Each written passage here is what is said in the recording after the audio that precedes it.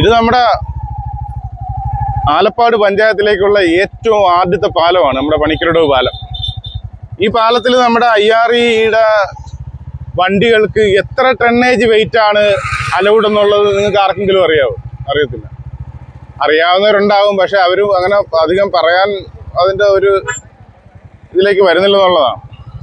രണ്ടാമതെന്ന് പറയുന്നത് ഈ വെയിറ്റ് ഈ പാലത്തിന് താങ്ങാവുന്നതിന് മുകളിലാണ് ഇവർ കയറ്റിക്കൊണ്ടു പോകുന്നത്. അവർക്ക് ഏതാണ്ട് 16.5 ടണ്ണം കണ്ടാന്ന് തോന്നുന്നു അവരുടെ ഇത് കൊണ്ടുപോകാനുള്ള ഓരോ വണ്ടിക്കുള്ള. ആദ്യത്തെ വണ്ടിക്ക് 16 ടണ്ണം കണ്ടാണ് കൊണ്ടുപോകാനുള്ളത്.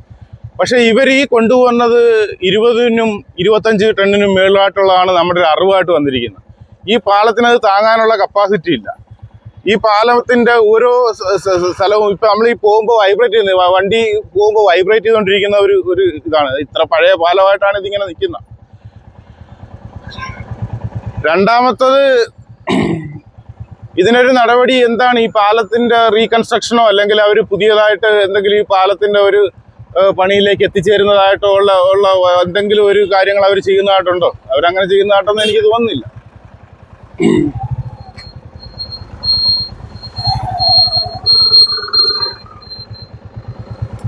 ഇത് നമ്മുടെ പാലത്തിൻ്റെ ബേസ്മെൻ്റ് ആണ്. ഈ ബേസ്മെൻറ്റ് ഓൾറെഡി ഇത് പൊട്ടി തുടങ്ങിയിട്ടുണ്ട്.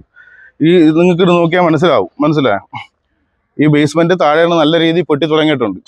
ഇത് എന്താ പറയുന്നത്, IREക്കാർ ഇത് കാണുന്നുണ്ടോ ഇല്ലയോ എന്താണെന്ന് നമുക്ക് മനസ്സിലാകുന്നില്ല. ഇതിൻ്റെ അപ്പുറത്തിരിക്കുന്ന ആ സ്ഥലത്തോട്ട് നമുക്ക് പോകാൻ പറ്റാത്തതുണ്ട്. ആ സ്ഥലത്തും താഴെ നമുക്ക് വിള്ളലൊക്കെ വീണ് തുടങ്ങി. ഇവിടുത്തെ ഏറ്റവും ആദ്യത്തെ കൺസ്ട്രക്ഷനാണ്. നമ്മുടെ ആലപ്പാട് പഞ്ചായത്തിലേക്ക് ഏറ്റവും ആദ്യമായിട്ടുള്ള പാലവും ഈ പാലമായിരുന്നു.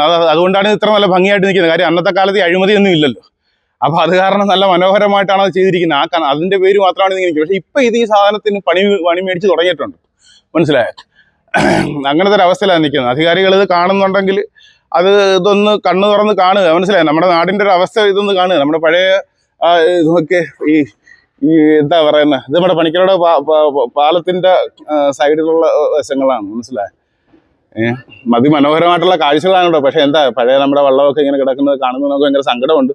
എന്നാലും കാഴ്ചകൾ അതിമനോഹരമാണ്. മനസ്സിലായോ? പക്ഷേ രണ്ടാമതെന്ന് പറയുന്നത്, ഇപ്പം ഇവിടെ നടക്കുന്നത്, നമ്മളിത് നേരത്തെ ഉണ്ടായിരുന്ന പൈപ്പിൻ്റെ കണക്ഷൻ നേരത്തെ പോയിരുന്നത് അതെല്ലാം കൺസ്ട്രക്ഷൻ പൊടിഞ്ഞു വീണിട്ട്, ഇതേ കാലഘട്ടത്തിൽ തന്നെയാണ്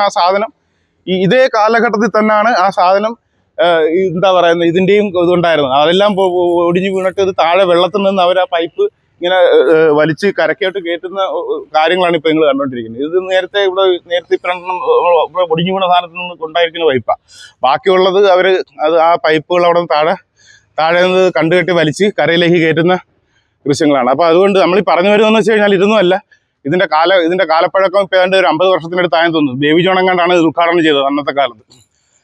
അപ്പോൾ ഇതിന് IREന്ന് വരുന്ന ഈ സാധനത്തിൻ്റെ ടണ്ണേജ് കണക്കാക്കാനും അത് സ്ഥിരമായിട്ട് കൊണ്ടുപോകുന്ന വെയിറ്റ് ഒന്ന് നമുക്ക് അളക്കാനോ ഇതിൻ്റെ അളവ് എത്രയാണെന്ന് പറയാനോ അല്ലെങ്കിൽ അവരെന്തുമാത്രം അളവിലാണെന്ന് കൊണ്ടുപോകുന്നതെന്ന് പറയാനോ ഒന്നും ആരുമില്ല ഇവിടെ.